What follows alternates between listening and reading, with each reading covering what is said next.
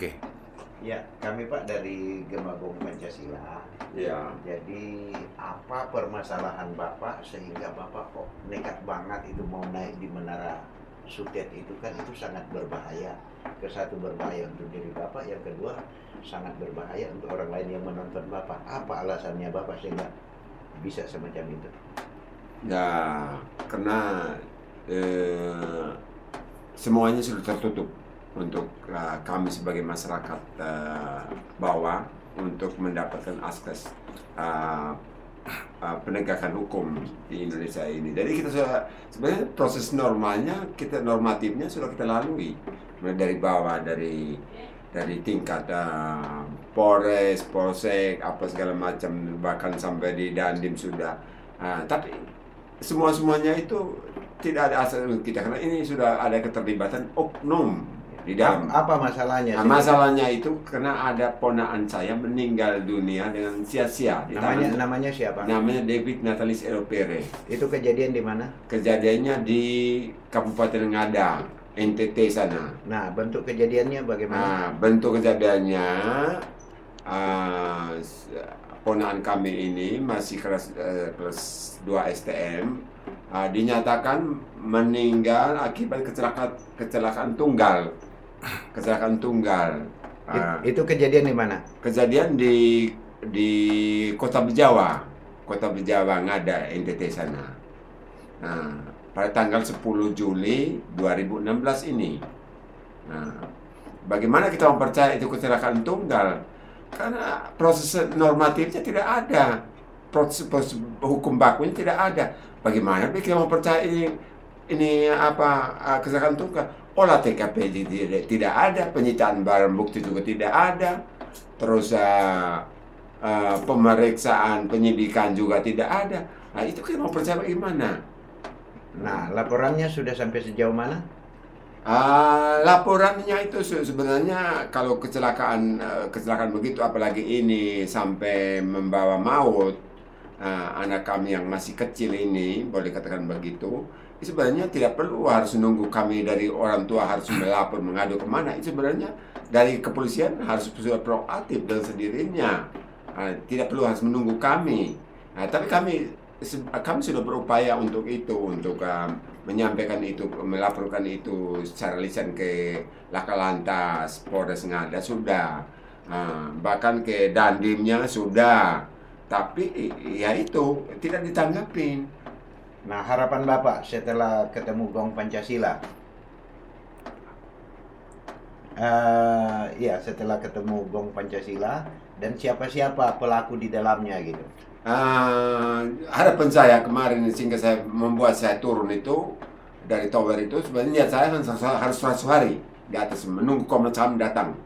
Tapi karena ada dari teman-teman dari Gong Pancasila, saya melihat itu ada komunikasi, walaupun kita di tempat agak berjauhan, tapi ada komunikasi waktu itu bilang akan siap untuk memediasi ini, untuk siap untuk melakukan upaya-upaya ini dengan keseriusan bahwa akan mengusut bersama-sama mengusut oknum TNI yang terlibat di dalam ini, supaya proses sesuai dengan undang-undang yang berlaku. Itu yang membuat saya yakin bahwa Gema Pancasila ini akan bersama saya untuk mengusut ini, karena di Indonesia ini tidak ada orang yang kebal hukum. Ya. Semua tunduk kepada hukum, presiden tunduk kepada hukum. Jenderal Prabowo Subianto, jenderal itu dimahamkan. Ini oknum-oknum tentara yang di desa-desa kok tipenya seperti jenderal, bagaimana? Saya paling tidak setuju, saya tidak terima itu. Ini manusia, bukan hewan. Ya. Hewan pun kalau di pinggir jalan masih ada ketahuan orangnya di gilas motor, gilas mobil, masih mengamuk. Yang punya hewan, kucing, ayam itu orang mereka masih ngamuk. Ini manusia, ini darah saya, darah kami. Kami harus tuntut, harus dihukum seberat-beratnya sesuai dengan undang-undang perlindungan anak, bukan undang-undang lalu lintas. Saya ingat lagi, bukan undang-undang lalu lintas. Itu dari sebuah rekayasa. Saya kira begitu. Ya, maaf kembali tadi oknum TNI itu, saya tahu Bapak itu di daerah mana? Ah, oknum tentara itu bernama Ketut. Dia berdinas di Babinsa Soa, itu di Kodim Ngada. Kodim Ah, Ngada. Kodim Apa Ngada. keterlibatannya apa saja? Keterlibatannya beliau itu ternyata setelah kami selidiki selama ini dengan kematian anak kami ini, ternyata anak kami ini dipakai beliau untuk melancarkan dia punya aksi-aksi kejahatan yang yang sudah jelas kemungkinannya itu di backing sendiri sama dandimnya sendiri, dandim ngada sendiri.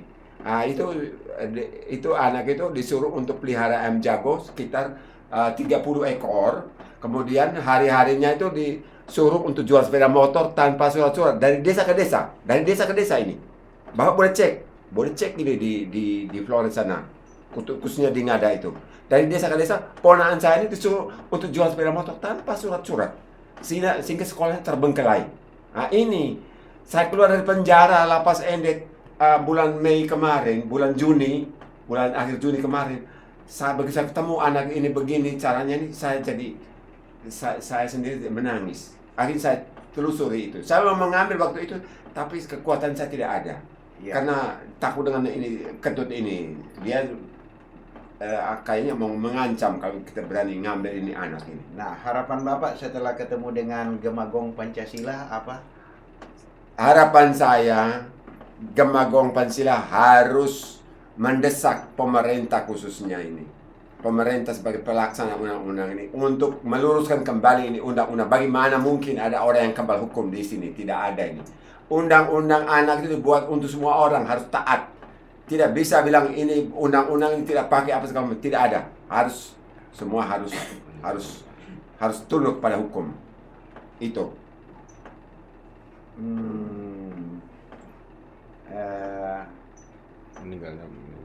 Meninggalnya anak ini yang Bapak lihat itu kira-kira apa penyebabnya? Kami sebagai orang awam, kami sebenarnya dengan meninggal ini sebagai umat beriman, sebenarnya kami ikhlas terima ini ya, terima ini. Sebagai umat beriman kami terima ini sebenarnya, kami sudah ikhlaskan ini. Hanya cuman sebenarnya ini tidak ada proaktif dari Dandim Ngada sendiri. Karena mereka cuma bilang ini kecelakaan tunggal, tapi tidak pernah menjelaskan kecelakaan tunggal yang bagaimana. Kecelakaan tunggal waktu itu sudah ada olah TKP, sudah ada penyitaan barang bukti, apa segala macam, kami percaya. Ini tidak ada. Kemudian bagaimana kami bisa percaya? Kepalanya hancur tapi tidak keluarkan darah. Tangannya patah tapi tidak lecet-lecet. Bagaimana Anda bisa percaya itu kecelakaan tunggal? Terus step-stepnya normatif hukumnya kok tidak jalan. Tidak ada olah TKP, visum pun juga mungkin tidak ada. Kami sudah upaya minta juga rumah sakit tidak kasih. Ada apa? Penyitaan barang buktinya harus ada di kepolisian. Kok sekarang barang buktinya kok ada di tempat lain? Ini ada apa? Ini membuat kami sehingga kami tidak ikhlas lagi untuk kepergian dari anak kami ini yang mati sia-sia ini. Di spanduk Bapak tertulis mantan Kepala Pengadilan Tinggi Semarang. Itu hubungannya dengan kejadian ini?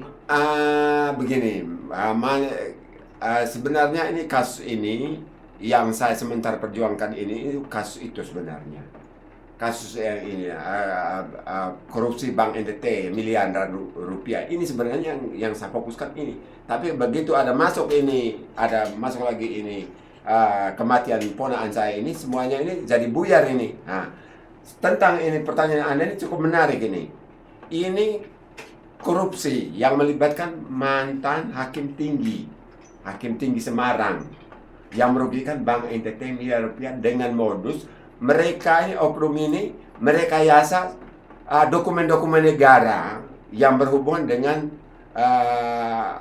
Bank NTT. Itu bangunan kantor pusat Bank NTT. Kalau Anda tahu, kalau di Kupang itu di NTT itu ada kantor pusat Bank NTT di sana itu yang berdiri megah di sana itu tanah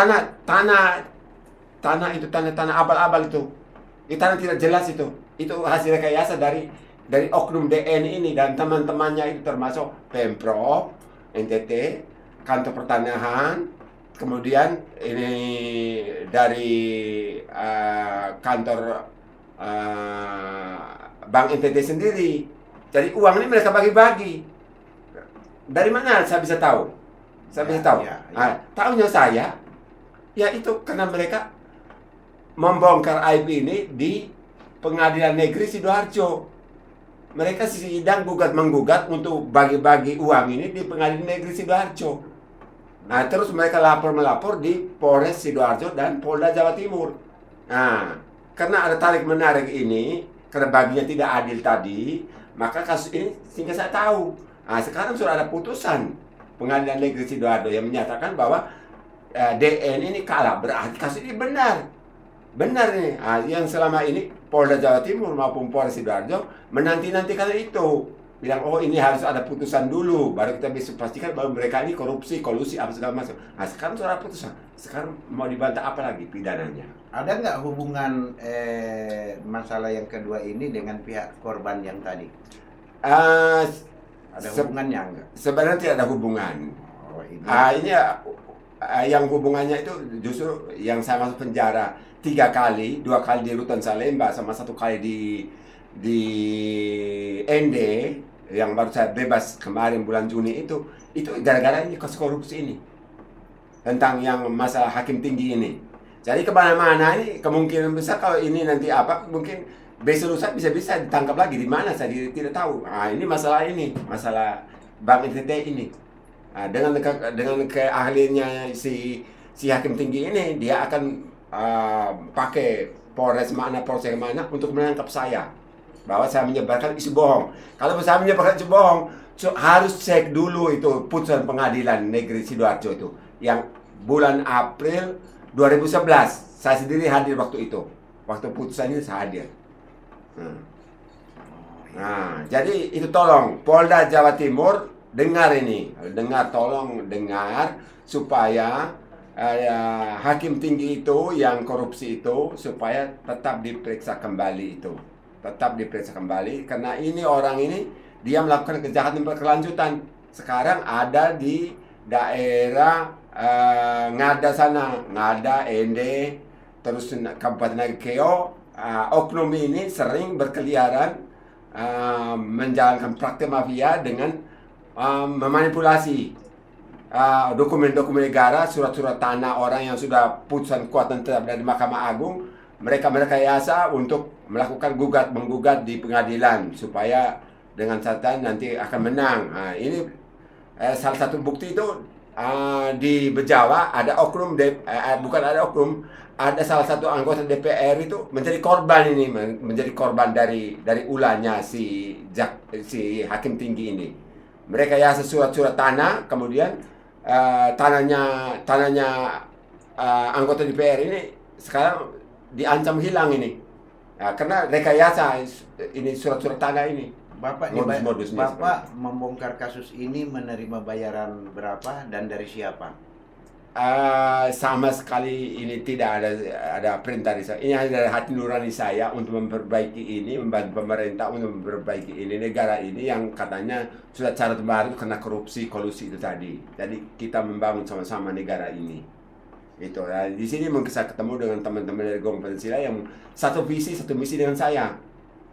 Selama ini saya tidak pernah dengan partai-partai ini cuma menyenangkan sesaat, tapi saya lebih senang yang begini-begini, yang kita jalan harus selalu independen.